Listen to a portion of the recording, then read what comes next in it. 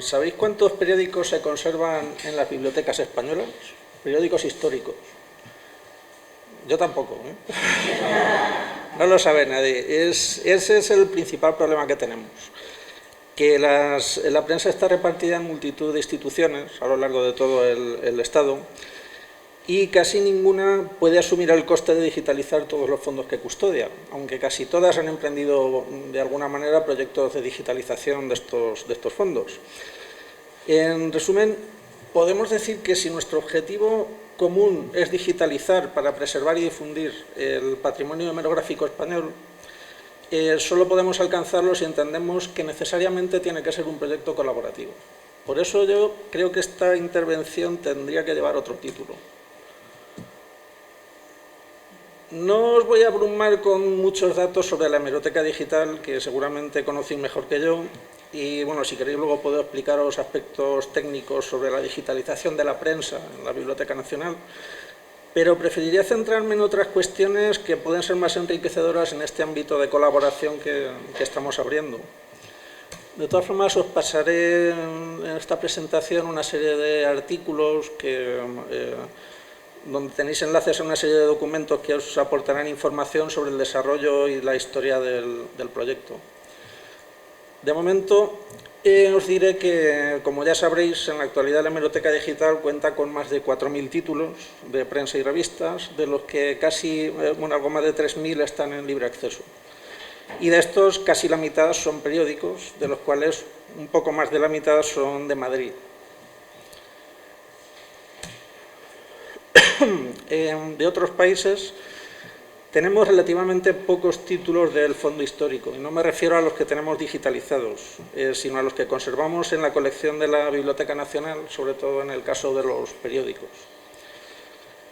Y aquí es importante mencionar también otras lagunas que tenemos en estas colecciones, como las debidas al incumplimiento de las normas previas al depósito legal, que sabréis que data de 1957, pero ya existían normas que obligaban a los impresores a depositar un ejemplar de lo que publicaban, y el cumplimiento de esta norma no era el mejor. Entonces, bueno, ya en 1858 el director se quejaba en la memoria de la Biblioteca Nacional de que la mayor parte de los productos de la prensa española no ingresaban.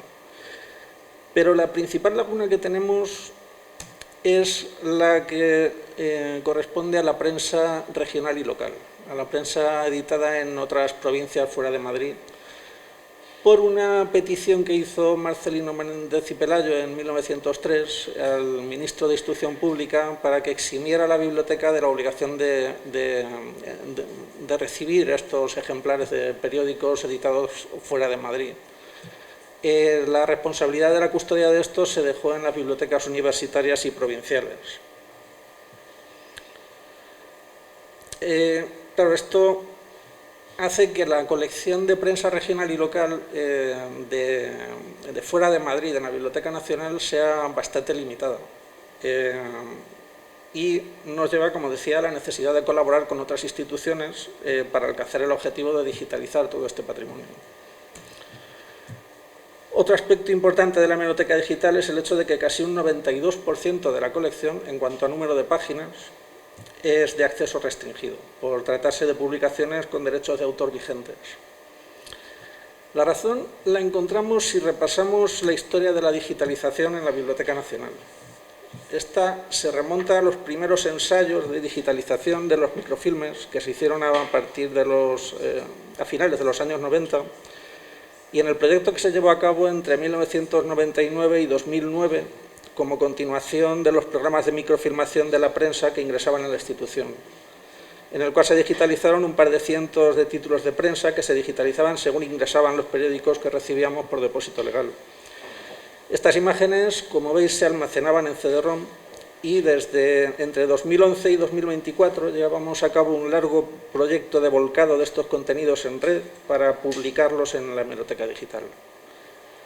Además, desde 2014, los editores comenzaron a entregar uno de los ejemplares de cada periódico en soporte digital, en PDF. Y en 2023 la Ley de Depósito Legal lo convirtió en obligación para todos los títulos de prensa y revistas, aunque todavía no se cumple en su totalidad, sobre todo en el caso de las revistas. De modo que todos estos fondos se integran a diario en la hemeroteca digital. Y esta es la razón de que el grueso de la colección sea de acceso restringido. En cuanto a las publicaciones de libre acceso, que son las que más os interesan de momento, aquellas correspondientes al fondo histórico, podemos contar que se digitalizaron en una serie de proyectos externos que se llevaron a cabo en la biblioteca inicialmente en dos fases. Entre 2000 y 2007 se digitalizaron los fondos que se publicaron en la hemeroteca digital, que nació en 2007. En el caso de los periódicos veréis que hay muchos que están en blanco y negro, con las limitaciones que esto supone sobre todo para el OCR. Y entre 2008 y 2011 se digitalizaron los grandes diarios y las grandes revistas ilustradas. Desde 2012 los esfuerzos se centraron en otros materiales para la biblioteca digital hispánica, como los manuscritos incunables.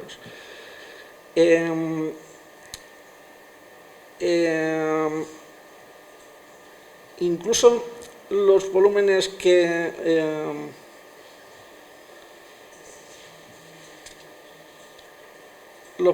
de mayor tamaño de la prensa histórica no se pudieron abordar en esos primeros proyectos. En 2015-2016 se reanudó brevemente la digitalización, pero nos tuvimos que limitar a la digitalización de revistas, porque no se disponía en aquel proyecto de escáneres de gran tamaño y quedó durante varios años quedó pendiente digitalizar parte de esa colección de prensa histórica. Finalmente, desde 2022 hemos venido desarrollando un ambicioso proyecto en el que se ha digitalizado por fin el grueso de la colección de prensa histórica, incluso esos volúmenes que por su tamaño no se habían podido abordar, así como algunos grandes periódicos del siglo XX, como es el caso del Diario Madrid o el Información. Teniendo en cuenta que en general no se han incluido diarios digitalizados en otras instituciones. En paralelo, desde 2012 se fueron incorporando también las imágenes digitalizadas con medios propios en el laboratorio de digitalización de la Biblioteca Nacional, pero en mucho menor volumen. Y en la actualidad tenemos pendiente emprender el proceso retrospectivo de estas imágenes y definir líneas de trabajo a futuro.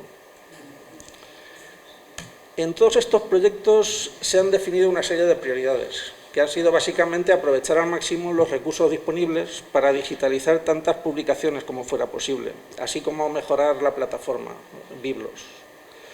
Hay que tener en cuenta que hemos tenido que desarrollar también la plataforma para gestionar el depósito legal de archivos digitales previos a la impresión, y que en la actualidad estamos trabajando en la integración en Biblos de la totalidad de las colecciones de la Biblioteca Nacional, que esperamos terminar después del verano.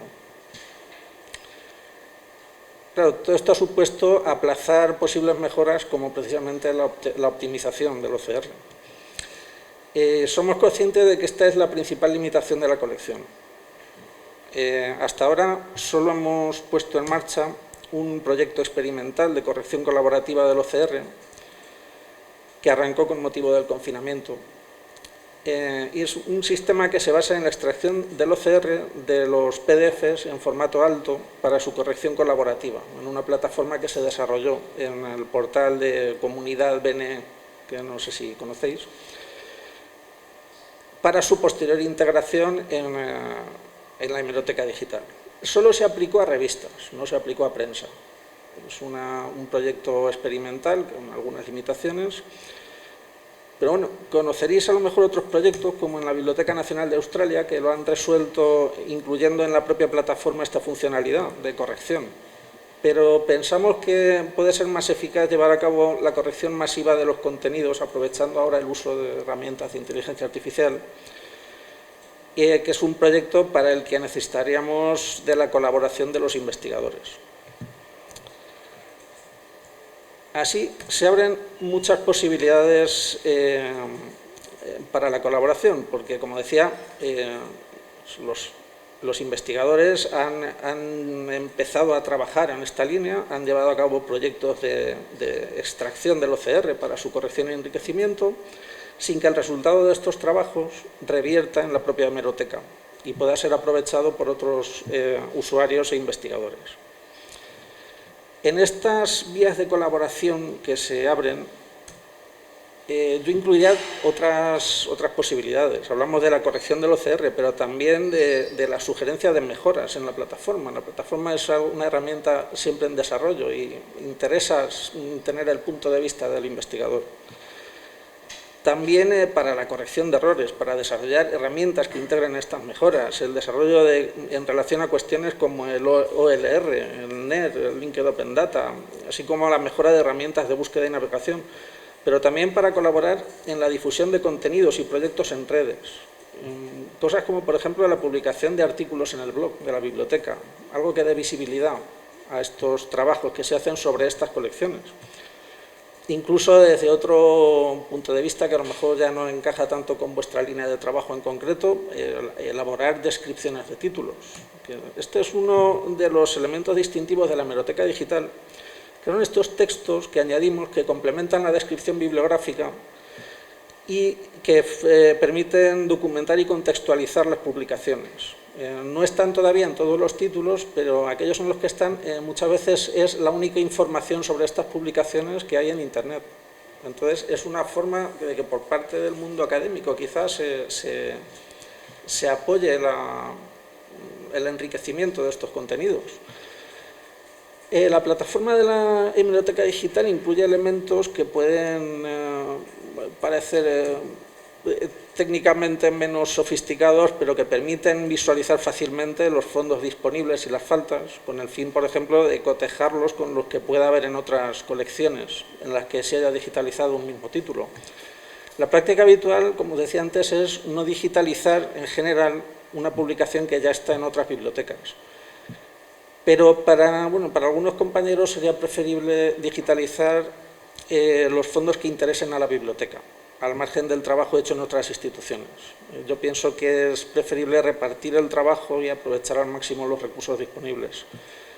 Entonces, por ejemplo, en algún caso llegamos a digitalizar solo los números que faltaban en una colección que hay en la Universidad Autónoma de Barcelona, es el caso de la Semana Veterinaria.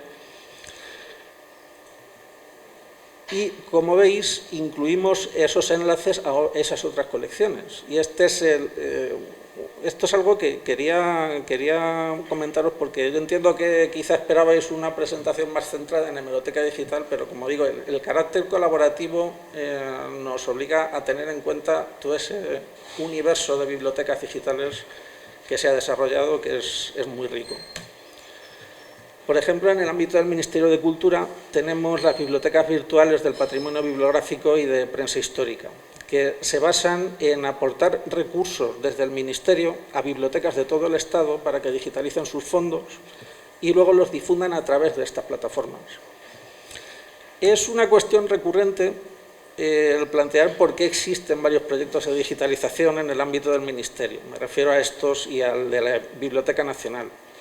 Y el motivo es que son proyectos con fines y procedimientos muy diferentes. Y si bien quizá habría sido preferible plantear desarrollos basados en una misma plataforma o según criterios comunes, lo cierto es que no dejan de ser compatibles y que han permitido responder con mayor eficacia a los requisitos de ambos proyectos, muy diferentes entre sí y con distintos condicionantes operativos, técnicos y sobre todo administrativos. En cualquier caso, son muchos otros los proyectos que se han desarrollado en los últimos 20 años en el ámbito de diferentes instituciones y organismos, desde comunidades autónomas, bibliotecas regionales, bibliotecas universitarias, el CSIC, organismos de la Administración General del Estado, ayuntamientos, diputaciones, incluso fundaciones, ateneos, instituciones de todo tipo, y esto sin mencionar los proyectos de ámbito internacional. Por ejemplo, el Instituto de Estudios Iberoamericanos de Berlín, que tienen una colección, un planteamiento muy interesante. En cualquier caso, desde el Ministerio, el único proyecto con la ambición de coordinar y reunir todos estos esfuerzos de una forma sistemática ha sido Hispana. Hispana es el portal que mantiene el Ministerio de Cultura y que funciona como agregador de los metadatos recolectados de todas estas colecciones. Este recoge un directorio de colecciones bastante completo, pero tenemos que tener en cuenta que no todas las bibliotecas digitales colaboran con Hispana. Además, si bien Hispana permite hacer búsquedas entre los fondos recolectados, a las que podemos aplicar facetas basadas en los metadatos recolectados, tenemos el problema de la falta de uniformidad en los formatos y sobre todo en los vocabularios utilizados. En la actualidad hay en marcha un proyecto para mejorar y rediseñar esta plataforma, que es además el intermediario que se ocupa de facilitar la recolección de los datos por parte de Europeana, la Biblioteca Digital Europea. Y hay mucho trabajo por hacer entre Hispana y las propias bibliotecas. También me gustaría hablar de otra iniciativa que es poco conocida en el seno del Consejo de Cooperación Bibliotecaria. Es lo que se ha llamado la Estrategia Nacional de Digitalización, que es continuación de un proyecto con un nombre quizá más ambicioso, que era Plan Nacional de Digitalización. El objetivo es simplemente avanzar en la definición de prácticas comunes con la colaboración de profesionales de distintas instituciones bibliotecarias, con el fin de optimizar el empleo de los recursos y poder digitalizar el máximo de publicaciones custodiadas en las distintas instituciones de todo el territorio.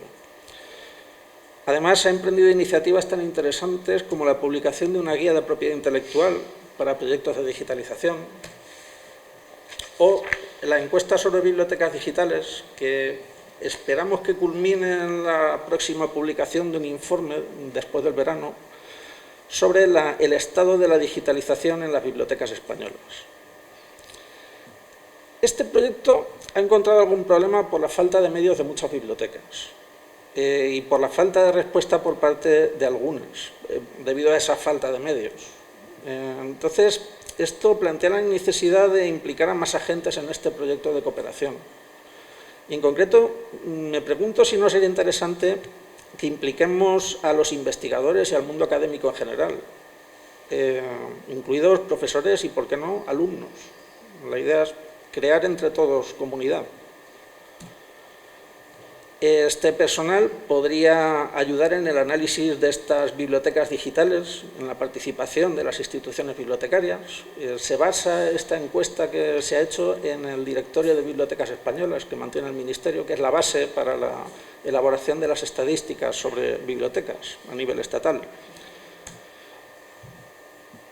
Pero también podría ayudar esta comunidad en la identificación de colecciones pendientes de digitalizar, en los fondos que podrían completarse con los de otras instituciones, o también en la creación de directorios de bibliotecas digitales, o generales o especializados, en el seno de Hispana o más allá de Hispana.